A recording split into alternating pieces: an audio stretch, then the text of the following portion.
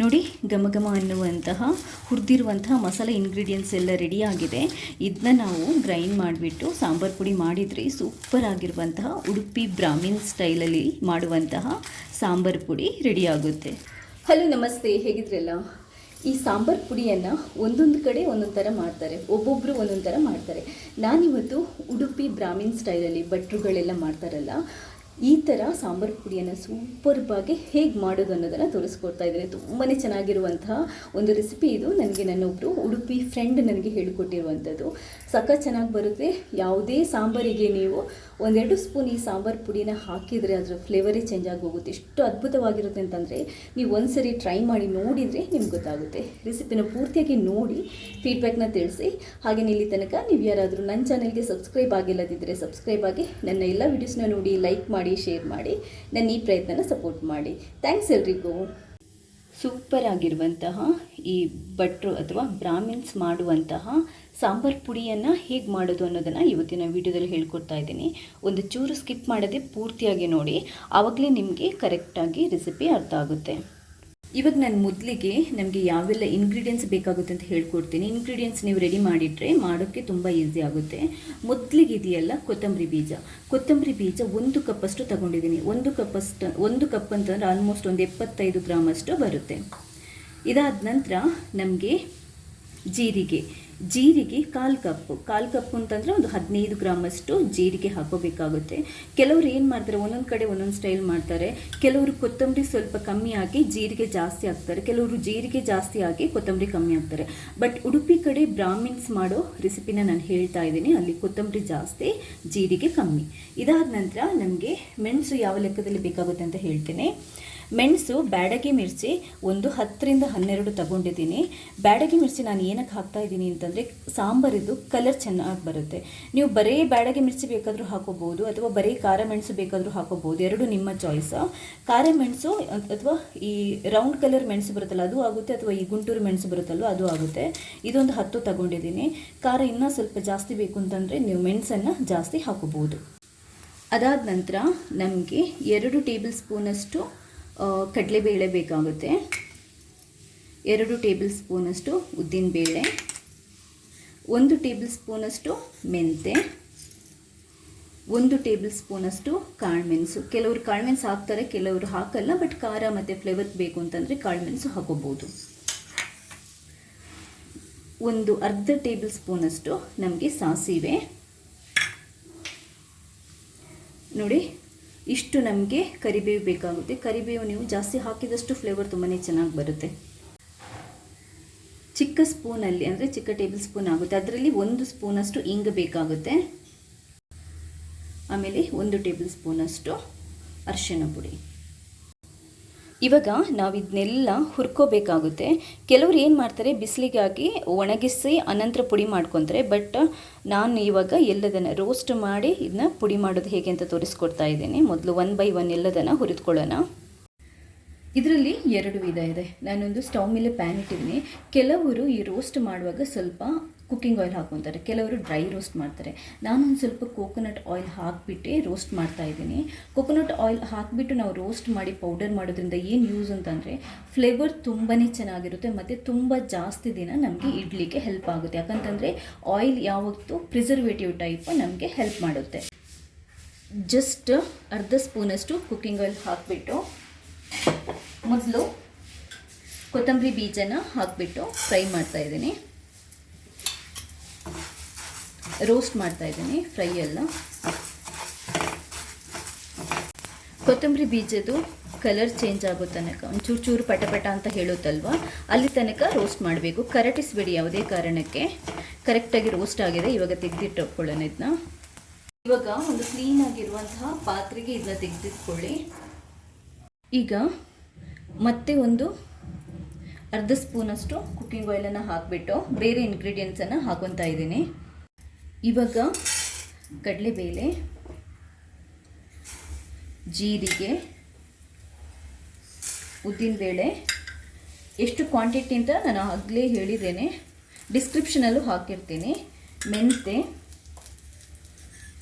ಸಾಸಿವೆ, ಆಮೇಲೆ ಕಾಳುಮೆಣಸು ಇದೆಲ್ಲದನ್ನು ನಾವು ಒಟ್ಟಿಗೆ ಹಾಕಿ ಹುರ್ಕೋಬೋದು, ಏನು ತೊಂದರೆ ಇಲ್ಲ. ಇಲ್ಲ ನೀವು ಬೇರೆ ಬೇರೆ ಸಪ್ರೇಟಾಗಿ ಹುರ್ಕೊತೀವಿ ಅಂತಂದ್ರೂ ಆ ಥರನೂ ಓಕೆ, ಹೇಗೆ ಬೇಕಾದರೂ ಹುರ್ಕೋಬೋದು. ಚೆನ್ನಾಗಿ ಹುರ್ಕೊಳ್ಳಿ. ಜೀರಿಗೆ ಲೈಟಾಗಿ ಪಟಪಟ ಅಂತ ಹೇಳುತ್ತಲ್ವ, ಅಲ್ಲಿ ತನಕ ಹುರ್ಕೋಬೋದು. ಬಟ್ ಏನಂತಂದರೆ ಯಾವುದೇ ಕಾರಣಕ್ಕೆ ನೀವು ಮಸಾಲ ಇಂಗ್ರೀಡಿಯೆಂಟ್ಸ್ ಹುರಿದುಕೊಳ್ಳುವಾಗ ಕರಟಬಾರ್ದು.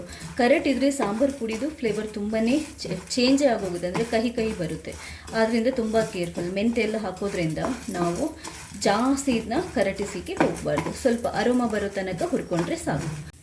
ಇವಾಗ ಇದನ್ನ ತೆಗೆದ್ಬಿಟ್ಟು ಹಾಕ್ಕೊಳ್ಳಿ ಸೇಮ್ ಪಾತ್ರೆಗೆ, ಯಾಕಂತಂದರೆ ಇದೆಲ್ಲ ತಣ್ಣಗಾಗಬೇಕು. ಈಗ ಮತ್ತೆ ಒಂದು ಅರ್ಧ ಸ್ಪೂನಷ್ಟು ಕುಕ್ಕಿಂಗ್ ಆಯಿಲನ್ನು ಹಾಕಿಬಿಟ್ಟು ಮೆಣಸನ್ನು ಹುರಿದುಕೊಳ್ಳೋಣ. ನಾನು ಕೋಕೋನಟ್ ಆಯಿಲನ್ನೇ ಯೂಸ್ ಮಾಡ್ತಾ ಇದ್ದೇನೆ. ಕೆಂಪು ಮೆಣಸು ಅಂದರೆ ಬ್ಯಾಡಗೆ ಮೆಣಸು ಮತ್ತು ಇದು ಗುಂಟೂರು ಮೆಣಸು ಎರಡನ್ನು ಒಟ್ಟಿಗೆ ಹುರಿದ್ಕೋಬೋದು, ಏನು ತೊಂದರೆ ಇಲ್ಲ.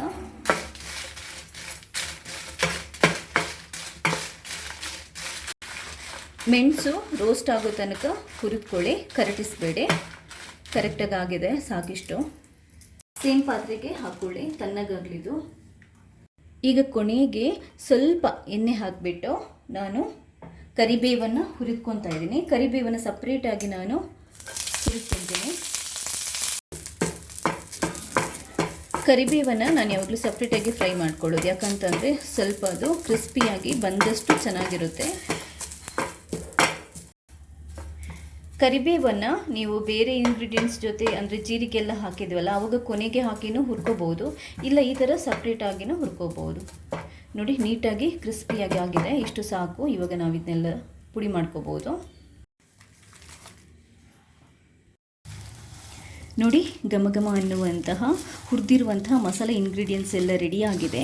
ಇದನ್ನ ನಾವು ಗ್ರೈಂಡ್ ಮಾಡಿಬಿಟ್ಟು ಸಾಂಬಾರು ಪುಡಿ ಮಾಡಿದರೆ ಸೂಪರ್ ಆಗಿರುವಂತಹ ಉಡುಪಿ ಬ್ರಾಹ್ಮಿನ್ ಸ್ಟೈಲಲ್ಲಿ ಮಾಡುವಂತಹ ಸಾಂಬಾರು ಪುಡಿ ರೆಡಿಯಾಗುತ್ತೆ. ಇವಾಗ ಇದನ್ನ ಮಿಕ್ಸಿಗೆ ಹಾಕಿ ಗ್ರೈಂಡ್ ಮಾಡ್ಕೊಳ್ಳೋಣ. ರುಬ್ಬಿಕೊಳ್ಳುವಾಗ ನಾವು ಅರಿಶಿನ ಪುಡಿ ಮತ್ತು ಇಂಗು ಹಾಕ್ಕೊಂಡು ರುಬ್ಕೊಳ್ಳೋಣ.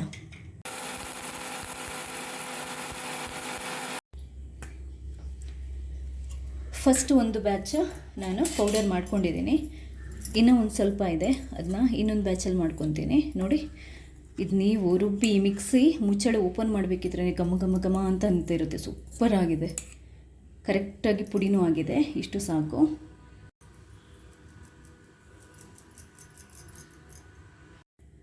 ಜಸ್ಟ್ ಒಂದು ಕ್ಲೀನಾಗಿರುವಂತಹ ಪಾತ್ರೆಗೆ ಹಾಕ್ಕೊತಾ ಇದ್ದೀನಿ ಇದನ್ನ.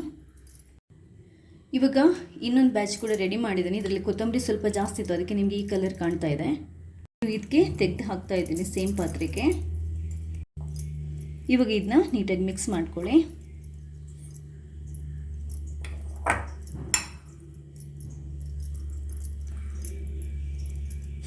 ಸೂಪರ್ ಆಗಿರುವಂತಹ ಘಮ ಘಮ ಅನ್ನುವಂತಹ ಸಾಂಬಾರು ಪುಡಿ ರೆಡಿಯಾಗಿದೆ. ಇಷ್ಟೇ ಇರೋದು. ಇದನ್ನ ಸಾಂಬಾರ್ಗೆ ಹಾಕಿ ಹೇಗೆ ಸಾಂಬಾರು ಮಾಡೋದು ಅಂತ ಕೂಡ ತೋರಿಸ್ತೇನೆ ಕ್ವಿಕ್ಕಾಗಿ. ನೋಡಿ ಎಷ್ಟು ಚೆನ್ನಾಗಿ ಬಂದಿದೆ ನೋಡಿ. ನೀವು ಒಂದು ಏರ್ ಟೈಟ್ ಕಂಟೈನರಲ್ಲಿ ಹಾಕಿಬಿಟ್ಟು ಎಷ್ಟು ದಿನ ಬೇಕಾದರೂ ಇಡ್ಬೋದು. ಗಾಳಿ ಹೋಗದಾಗೆ ಟೈಟಾಗಿ ಕ್ಲೋಸ್ ಮಾಡಿ ಇಟ್ಕೋಬೋದು. ಫ್ರಿಜ್ಜಲ್ಲಿಟ್ಟರು ನಡೀತದೆ, ಹೊರಗಡೆ ಇಟ್ಟರು ನಡೀತದೆ, ಚೆನ್ನಾಗೇ ಇರುತ್ತೆ, ತುಂಬಾ ಚೆನ್ನಾಗಿರುತ್ತೆ. ಯಾವ ಸಾಂಬಾರಿಗೆ ಬೇಕಾದರೂ ಹಾಕ್ಕೋಬೋದು. ನೋಡಿ ಸಕ್ಕದಾಗಿ ಬಂದಿದೆ. ಮಾಡ್ತಾ ಇರಬೇಕಿದ್ರೇ ನಿಮಗೆ ಇದರ ಘಮ ಘಮ ಅಂತ ಅನ್ನುತ್ತಲ್ವ, ಅದನ್ನ ನೋಡಿದ್ರೇ ಈ ಸಾಂಬಾರು ಪುಡಿ ಎಷ್ಟು ಚೆನ್ನಾಗಿ ಬಂದಿರ್ಬೋದು ಅನ್ನೋದು ಗೊತ್ತಾಗುತ್ತೆ. ಸಾಂಬಾರು ಮಾಡಲಿಕ್ಕೆ ನಾನು ತರಕಾರಿನ ಆಲ್ರೆಡಿ ಬೇಯಿಸ್ಕೊಂಡಿದ್ದೀನಿ. ಇವಾಗ ಒಗ್ಗರಣೆ ಹಾಕ್ಕೊಂಡಿದ್ದೀನಿ ನೋಡಿ. ಈರುಳ್ಳಿ, ಜೀರಿಗೆ, ಸಾಸಿವೆ, ಅದಾದ ನಂತರ ಬೆಳ್ಳುಳ್ಳಿ ಎಲ್ಲ ಹಾಕಿಬಿಟ್ಟು ಒಗ್ಗರಣೆ ಹಾಕ್ಕೊಂಡಿದ್ದೀನಿ. ಇವಾಗ ನಾನು ಇದಕ್ಕೆ ಬೇಯಿಸಿರೋ ತರಕಾರಿನ ಹಾಕ್ಕೊಂಡಿದ್ದೀನಿ. ಮೂಲಂಗಿ, ಪೊಟೆಟೊ, ಟೊಮೆಟೊ, ಅರಿಶಿನ ಮತ್ತು ಉಪ್ಪು ಹಾಕಿ ಬೇಯಿಸ್ಬಿಟ್ಟು, ಬೇಳೆನೂ ಹಾಕಿ ಬೇಯಿಸ್ಬಿಟ್ಟು ಇದಕ್ಕೆ ಹಾಕಿ ಮಿಕ್ಸ್ ಮಾಡ್ಕೊಂಡಿದ್ದೇನೆ ಒಗ್ಗರಣೆಗೆ. ಇವಾಗ ಇದನ್ನು ಸ್ವಲ್ಪ ಅಂದರೆ ಹುಣಸೆ ಹಣ್ಣಿನ ರಸ ಸ್ವಲ್ಪ ಹಾಕ್ಕೊತಾ ಇದ್ದೀನಿ. ನಿಮಗೆ ಇಲ್ಲದಿದ್ದರೆ ಹುಳಿ ಬರಲ್ಲ, ನಿಮಗೆ ಸಾಂಬಾರು ರುಚಿಯಾಗಿ ಬರಲ್ಲ. ಕೆಲವರು ಲಿಂಬೆ ರಸನೂ ಹಾಕ್ಕೊತಾರೆ, ಬಟ್ ನಾನು ಹುಣಸೆ ಹಣ್ಣಿನ ರಸನ ಹಾಕ್ಕೊತಾ ಇದ್ದೀನಿ. ಕೆಲವರಿಗೆ ಟೊಮೆಟೊ ಹುಳಿನೇ ಸಾಕಾಗುತ್ತೆ. ನಾನು ಟೊಮೆಟೊ ಕಮ್ಮಿ ಹಾಕಿರೋದ್ರಿಂದ ಹುಣಸೆ ಹಣ್ಣಿನ ಜ್ಯೂಸನ್ನು ಹಾಕ್ಕೊತಾ ಇದ್ದೀನಿ. ನೀಟಾಗಿ ಮಿಕ್ಸ್ ಮಾಡ್ಕೊಳ್ಳಿ. ಉಪ್ಪು ಮತ್ತು ಬೆಲ್ಲ ನೋಡ್ಕೊಂಡು ಅಡ್ಜಸ್ಟ್ ಮಾಡ್ಕೋಬೋದು. ಇದೊಂದು ಚೂರು ಕುದಿದಾದ ನಂತರ ಇದಕ್ಕೆ ಇವಾಗ ನಾವು ಸಾಂಬಾರು ಪುಡಿ ರೆಡಿ ಮಾಡಿರುವಂತಹ ಸಾಂಬಾರು ಪುಡಿ ಹಾಕ್ಕೊಳ್ಳೋಣ. ನೋಡಿ, ಇಷ್ಟು ಸಾಂಬಾರಿಗೆ ನಾನೊಂದು 2 ಟೇಬಲ್ ಸ್ಪೂನಷ್ಟು ಸಾಂಬಾರು ಪುಡಿ ಹಾಕ್ಕೊತಾ ಇದ್ದೀನಿ. ಹಾಕ್ಕೊಂಡು ಮಿಕ್ಸ್ ಮಾಡ್ಕೊಳ್ಳಿ. ವಾವ್, ಘಮ ಘಮ ಅಂತ ಬರ್ತಾ ಇದೆ ಫ್ಲೇವರ್ ಸಾಂಬಾರಿದು. ಚೂರು ಕುದೀಲಿ ಇದನ್ನ. ನೋಡಿ, ಸೂಪರ್ ಆಗಿರುವಂತಹ ಸಾಂಬಾರು ರೆಡಿಯಾಗಿದೆ.